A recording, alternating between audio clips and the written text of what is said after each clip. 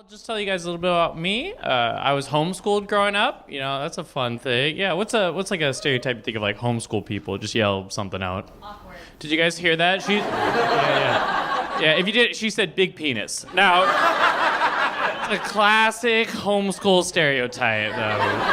No, it was a good time. I liked it. You know, we did things kind of differently. It was an alternative education. Like, we never did grades growing up. You know, every single day, no matter how I did, my mom just told me she loved me. Yeah, and now I can't read. So, horrible system. Turns out you need structure. So you do actually need structure, but it was good. But there were good parts about it. You know, like my mom, it was really important to her to teach me and my siblings good values. So like growing up, she used to read me and my sister's stories. And whenever a story about a princess, she'd always change the word of beautiful to smart. So all of our stories about like the smartest princess in all the land. And it worked really well, right? Because my sister grew up to become incredibly smart and just horrifically ugly. I was just like, what's a foundation on or something? I don't know. No, it sounds mean. It's a joke. Don't worry. I know. Yeah. My sister's very attractive. Well, no. That sounds weird. Yeah. Look, when you're homeschooled, it's a small dating pool. Okay, you don't have a lot of options. You know, yeah. My sex ed teacher said it's fine, and she's my mother. So we're doing good. Okay, we're getting it out there. We're feeling it out. It was good. I don't know. I'm an awkward person. I'm a weirdo. Here's what I did recently. I went to the restaurant Slutty Vegan. I don't know if anyone knows it. If you don't know it, it's an all-vegan place, and then part of their brand is they're also, like, sassy, so they, like, call you a slut when you order. You know, they'll be like, a burger for this slut. And I was like, ooh, that sounds like fun, you know. I went there and I ordered, and then the woman ringing me up, she didn't call me a slut. And I was like, no, that's weird.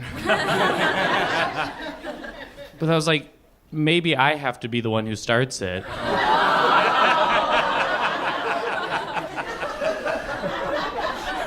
So I was like, where's my burger, slut?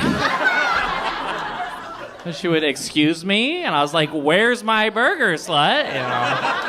Yeah, it turns out I was in the wrong restaurant. So, whoopsie daisy. It was a Burger King, but my bad. Okay, it was not good, not ideal, but it was, I don't know. I'm bad with adults. I'm better with children, honestly. My actual day job is I'm a nanny. That's true. I love that job. It's a good job. I used to work with 3 6-year-old boys, and they were the coolest. They were my best friends. Like, they helped me through a breakup. That was really cool. Yeah, because I would talk to them about it, and the advice they gave me was terrible. But it felt good to hear. You know, because I tell my, like, adult friends about the breakup, and they'd be like, you just got to get out there and start dating again. You know, and then I'd tell the kids about my breakup, and they'd be like, you should blow up her house. Yeah, actually, that's better. That does sound better.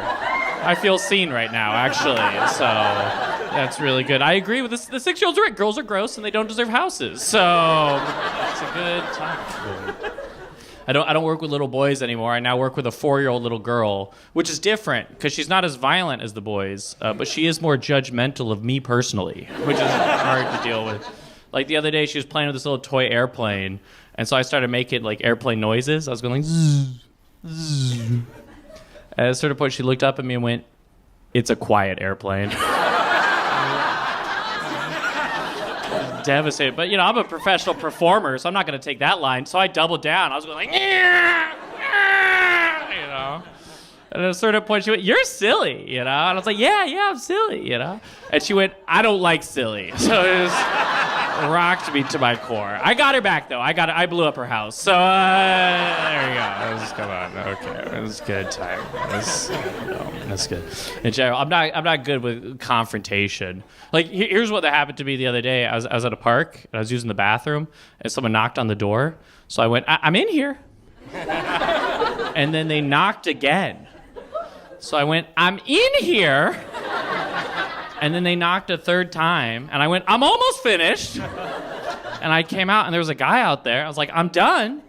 And he looked at me like I was crazy. He just went like, pfft, and went to the bathroom. And I was like, what's this guy's problem? And then I realized the wind was blowing on the door, and it was knocking in the frame. So he wasn't knocking at all. So from his point of view, he was just standing there, just... And he heard me go, I'm in here. I'm in here. I'm almost finished. I came out and went, I'm done. Like a complete insane person. So I thought about sticking around to explain what had happened, but I sound more crazy if he came out and I was like, I'm sorry, I thought you were the wind. Like, it was completely insane. I don't know. I'm always a weirdo. I'm weird with dating. I'm doing the dating thing. Yeah, my sister left me, so I'm out there doing the dating thing. I'm bad at it. I don't know how to end a date. At the end of every date, I'm just like, see me again, please. I never know what you're supposed to say. I have a friend of mine who's a woman who's trying to give me advice recently, and she said, I always try to end my dates on like a fun, flirty note. So I'll say to them, I have to go home now, or else I'm going to have sex with you.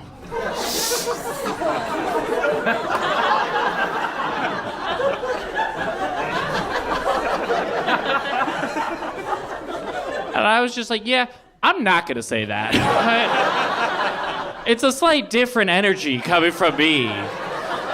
If I'm standing alone with a woman and I go, I have to go home now, or else I'm gonna have sex with you. That's the most horrifying thing I've ever heard in my life, You say it's the end of a date, I say it's the start of a crime. So it's absolutely no thank you, but I don't know what I'm doing. The communication stuff is just tough, It's always like, we were in the elevator earlier, so I don't want to pick on you too much, but I'll give you an easy question. Do you ask for consent? Yes. Yes? Okay, great. How do you ask for consent? That's a good question. I don't say what you say. Okay, he doesn't ask for consent. What do you mean? You don't? What do you say though? Like if you were gonna sleep with me, what would you say? Are you down?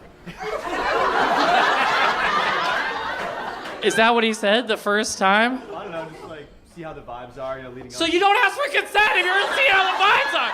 Yeah, that's all I'm asking. It's okay. There's no right answer, right? I've tried. I've been like, do you want to have sex? Be like, ew, what are you doing? I think you should be allowed to ask, because we don't ask for sex the way we ask for anything else. Like, if I want a cup of coffee, I just say to someone, may I please have a cup of coffee?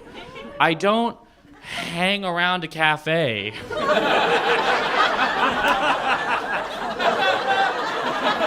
And put out vibes that I might be interested and hope the barista picks up on my vibes. And if they don't, I have to text like my ex-barista and be like, I miss you, or something. I don't know. I'm trying, Like I want real love. I want a real relationship. And I could just never get it quite right, even with like the dating stuff. Like I try so hard. Like here's what I used to live in San Francisco, right? And by my old place, there's like this big hill with a beautiful view of the whole city. I remember at the end of a date once taking this woman up there and we're like looking out at the view. It's this nice romantic moment. And then she said to me kind of out of the blue, she was like, so how many? I was like, what? And she went, how many women have you brought up here before? And I was just like, so many. Do you see that skyline? It's a great date spot, And she was like, that's what you do? You just bring women up here? I was like, no, I don't just bring women up here. I do the whole same date with them. Okay, we go to the same Thai food spot, the same bar. Then we come up here. You know how this date is going? Well, practice, okay? Yeah, I've been honing this experience for you. You shouldn't be upset I brought other women up here. You should be grateful, okay? You know where we have blankets and wine? It's because the last one I brought up here were cold and thirsty. Okay, I've been incrementally improving this. Yeah, we're not standing on a hill. We're standing on the shoulders of the women who came before you, okay? I did this because I care, And she was still upset, but that's okay, because that means she just became part of the beta test, Yeah. Because the next time someone asked me, how many women have you brought up here before? I was like, baby, you're the first, Yeah. Now let's get off this hill or else I'm going to have sex with you. Okay, let's do it. Guys, that's been my time. Thank you very much. Hey.